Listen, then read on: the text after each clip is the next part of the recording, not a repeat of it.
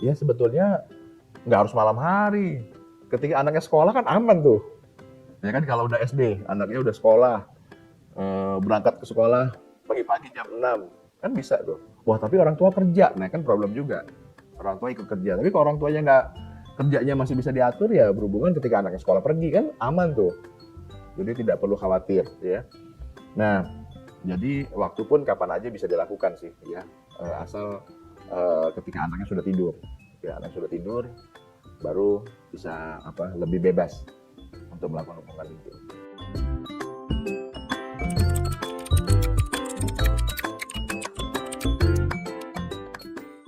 Kepergok ya sama anak usia berapa juga. Anaknya masih bayi, ya udah tepuk-tepuk aja dia. Dia lihat, nggak tahu apa yang dilakukan kan. Sampai umur 2 tahun saya rasa dia masih belum bisa mengetahui. Dia ketika dia kepergok bangun, ya sudah, dia harus disiapin botol susunya. Stop dulu, susuin dulu anaknya sampai tidur lagi baru lanjutkan.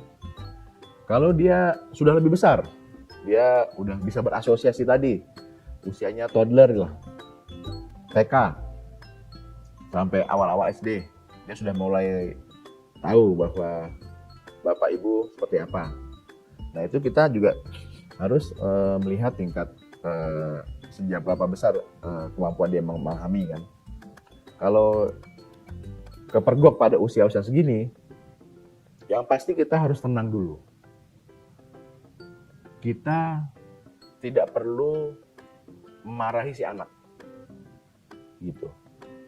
Karena ketika kita memarahi si anak, dia akan berasosiasi bahwa tindakan tersebut tindakan yang jelek, tindakan yang berbahaya, sehingga dia kena marah, dia jadi takut, ya, dia jadi nangis dan trauma bisa-bisa. Traumanya terhadap marahnya si orang tua, tapi yang dimasuk ke dalam bawah sadar adalah tindakan tersebut. Apabila dia sudah tahu. Kalau dia belum tahu ya sebetulnya dia nggak tahu juga apa yang dilakukan kan. Ya, tadi mungkin bapak ibunya kuda-kudaan aja.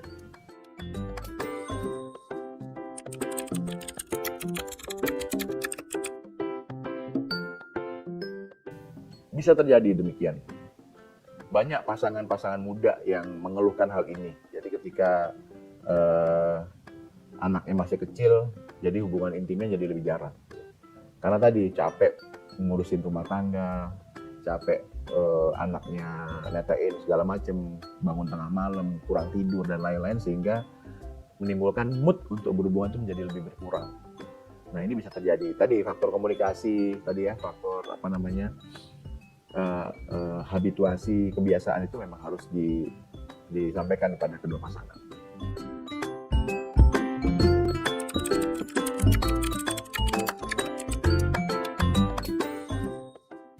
Nah, ketika ada anak tadi, anaknya di dalam apa di luar kamar ya, tinggalnya.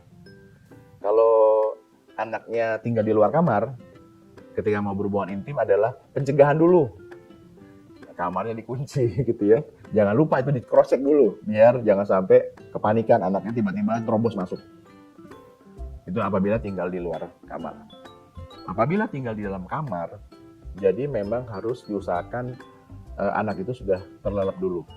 Nah, apabila begitu, kalau misalnya sudah terlelap pun ya, kita harus lihat ada pembatas tertentu. Kita bisa kasih pembatas. Ya. Kayak dikasih partisi seperti itu untuk membatasi agar anaknya tidak bisa melihat orang tuanya. Atau ketika nggak bisa juga ya, tempat tidurnya cuma itu-itunya aja gitu ya. Nah, lokasinya bisa dirubah kan? Lokasinya misalnya di bawah di lantai, pakai matras, tempat tidur kecil segala macam untuk berhubungan. Jadi nggak langsung lihat dengan anaknya, gitu. Atau berhubungan dikasih tempat yang lain, di kamar mandi kan bisa, di luar kamar tidur bisa. Jadi pemilihan lokasi juga bisa dilakukan, biar tidak, kalau memang tinggalnya memang di satu kamar aja. Jadi bisa dilakukan tadi, atau pakai baju atasan gitu, bawahnya enggak, jadi atau pakai sarung, pakai selimut dan lain-lain bisa dilakukan. Dan memang kalau anaknya sudah besar memang jangan gaduh gitu ya. Sehingga orang satu RT dengar semua gitu. Jadi itu juga anaknya pasti dengar kan gitu ya. Jadi itu juga bisa jadikan tips juga.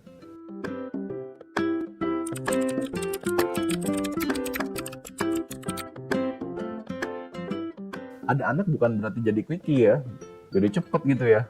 Nggak perlu kayak gitu juga. Jadi posisi apa aja boleh dilakukan, nggak ada masalah. Dan tadi cepat singkatnya kan itu kan jadi variasi ya. Jadi sebenarnya si quickie sex itu menjadi variasi dalam hubungan. Misalnya ketika pulang makan siang berhubungan cepet di kamar mandi, jadi cepet. Apakah itu penetrasi atau enggak bisa dilakukan dua-duanya. Tapi nggak terus-terusan begitu. Lama-lama ntar berubah lagi mindsetnya bahwa berhubungan tuh masih cepet, lama-lama bisa ada ejakulasi prematur dan lain-lain, jadi problem. Jadi anak tuh tidak mengganggu frekuensi dan durasi dari berhubungan seksual. Jadi anak itu bisa mengganggu prosesnya bisa, tapi tadi kita harus jaga. Jadi yang paling aman adalah menempatkan anak pada kamar yang berbeda. Pada usia sudah mulai bisa pada usia 2-3 tahun atau 5 tahun ketika dia sudah masuk sekolah.